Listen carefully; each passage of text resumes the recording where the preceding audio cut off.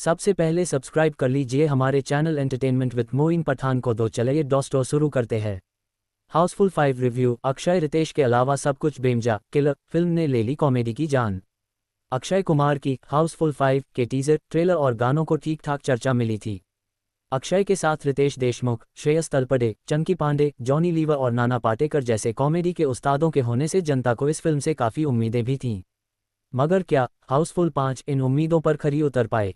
कलाकार अक्षय कुमार, रितेश देशमुख, अभिषेक बच्चन, नाना पाटेकर, संजय दत्त, जैकी श्रॉफ, जैकलिन फर्नांडिस, नरगिस फाखरी, सोनम बाजवा। निर्देशक तरुण मनसुखानी। बॉलीवुड पर यह आरोप है कि इनके फ्रेंचाइजी प्रोजेक्ट पहली फिल्म से तीसरी फिल्म तक आते आते सौरमंडल में भटकते हुए किस उल्कापिंड पर निकल जाते हैं, ये साइंस भी पता नहीं लगा सकता। हाउसफुल फ्रेंचाइजी में ये 5वीं फिल्म है और इसलिए इसे देखने के लिए हॉल में घुसते वक्त उम्मीदें पहले ही इतनी नीची रखी गईं कि उससे थोड़ा भी नीचे जाने पर शायद दिल्ली में ही पेट्रोलियम का भंडार मिल जाता। ये शायद देश हित ना सोचकर एंटरटेनमेंट हित में सोचने का ही नतीजा है कि इतनी नीची उम्मीदें लेकर जाने पर भी हाउसफुल 5 से निराशा ही हाथ लगी। दुस्साहस की यदि कोई सीमा है तो मेकर्स का इस फिल्म को कॉमेडी कहना उस सीमा से कई 100 किलोमीटर आगे निकल जाने वाली बात है। हालांकि उससे भी 2-4 किलोमीटर आगे का दुस्साहस यह है कि हाउसफुल 5 के 2 वर्जन रिलीज हुए हैं और ऐसा दावा है कि दोनों की एंडिंग अलग अलग है। हमने जो वर्जन देखा वो हाउसफुल 5 का एक वर्जन है। फिल्म देखने के बाद मेकर्स के इस दावे से सहमत हुआ जा सकता है कि एक किलर कॉमेडी है, क्योंकि ये कॉमेडी की हत्या करने में बिल्कुल सफल सिद्ध होती है। हाउसफुल 5 का प्लॉट लंदन के 7वें सबसे बड़े रईस रंजीत डोबरियाल रंजीत की वसीयत पर बेस्ड है। रंजीत के एम्पायर को संभालने के लिए एक बोर्ड ऑफ डायरेक्टर्स है जिसमें चित्रांगदा सिंह, फरदीन खान और श्रेयस तलपड़े शामिल हैं। सभी को उम्मीद थी कि वसीयत में रंजीत साहब उनके लिए कुछ न कुछ छोड़ जाएंगे, लेकिन उन्होंने अपनी वसीयत में अपने असली बेटे जॉली को अपनी सारी दौलत का वारिस घोषित किया है, जो दुनिया में कहीं खोया हुआ है। हाँ, अगर जॉली नहीं आता है तो सारी दौलत इन लोगों की। लेकिन जॉली की एंट्री होती है और वो भी एक नहीं 3 जॉली की। रितेश देशमुख, अभिषेक बच्चन और अक्षय कुमार जॉली बनकर आ जाते हैं। उनके साथ उनकी गर्लफ्रेंड्स भी हैं जिनके कन्फ्यूजन का अलग मसला है। रंजीत डोबरियाल के डॉक्टर की भी हत्या हो चुकी है और अब उसका कातिल भी खोजा जाना है। संजय दत्त और जैकी श्रॉफ 2 लूजर पुलिस वाले बने हैं जो इस केस को सुलझाकर कुछ नाम कमा लेना चाहते हैं। इनके सीनियर नाना पाटेकर हैं। इन सभी की एंट्री के बाद जो खिचड़ी बनती है उसी का नाम है हाउसफुल 5। आखिरी पास्ता चंकी पांडे और बटुक पटेल, जॉनी लीवर भी इसी खिचड़ी में अंचार और पापड़ बने हैं। यहाँ देखें हाउसफुल 5 का ट्रेलर। हाउसफुल मगर कॉमेडी का कमरा खाली। हाउसफुल 5 में कन्फ्यूजन के साथ साथ एक हत्या का भी मामला है, इसलिए फिल्म को किलर कॉमेडी कहा गया। मगर बतौर किलर इस फिल्म ने कॉमेडी की जो हत्या की है उसकी मिसालें दी जा सकती है। सेक्सुअल रेफरेंस वाले जोक्स, एक्टर्स के चेहरों पर उतरते भोंडे एक्सप्रेशन, किरदारों की बेवकूफ़ाना हरकतें मिलाकर उसे कॉमेडी का नाम देने की कोशिश हंसाने से ज़्यादा चिढ़ाती है।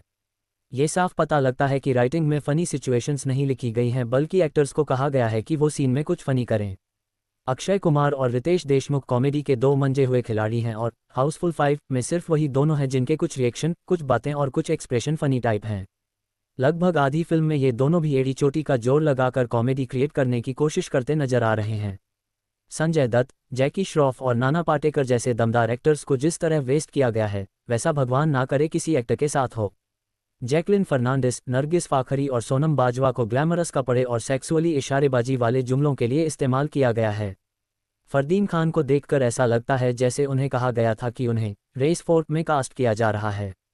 कई जगहों पर यह दिखता है कि अब इसके आगे क्या करना है किसी को नहीं पता। ऐसे में फिर से किसी एक्टर की विचित्र हरकतों का सहारा लिया जाता है। फिल्म के गाने अच्छे हैं मगर ये आपको फिल्म में पूरे दिखाए गए हैं, जैसे फिल्म में अब कुछ भी और बचा ही नहीं है दिखाने के लिए। इस हाल में फिल्म के अंत में एक बड़े स्टार का कैमियो भी आप पर कुछ असर नहीं कर पाता। हाउसफुल 5 के साथ सबसे विचित्र बात यह है कि इसमें भी राइटर का बाकायदा क्रेडिट है। ये राइटिंग का महत्व सिखाने वाला एक सबक है। अगर लिखने के बावजूद कोई फिल्म इस कदर खराब हो सकती है तो बिना लिखे वो कितनी खराब हो सकती थी। इसलिए राइटर्स को सम्मान दिया जाना चाहिए। ऐसी फिल्मों का एक पूरा टाइप है जिनमें इतनी अजीब चीज़ें होती हैं कि आप उस विचित्रता को एंजॉय करने लगते हैं। ये फिल्में इतनी बुरी होती हैं कि उनकी बुराई में मज़ा आने लगता है। मगर डायरेक्टर तरुण मनसुखानी की फिल्म इस लिस्ट में भी नहीं आती। कुल मिलाकर कॉमेडी अगर आर्ट है तो हाउसफुल 5 केमिस्ट्री है। हाउसफुल 5 ऐसी फिल्म है जिसे देखते हुए सिनेमा हॉल में लोग रील्स चला सकते हैं, आधे दशक से व्हाट्सएप पर पड़े अनदेखे मैसेज पढ़ सकते हैं। मामा मौसी फूफा चाचा के मिस कॉल्स का हिसाब बराबर कर सकते हैं और फिर भी इस साल का डिटेल्ड राशिफल पढ़ने भर का वक्त बच जाएगा। और ये सब करते हुए भी आप फिल्म में कुछ मिस नहीं करेंगे।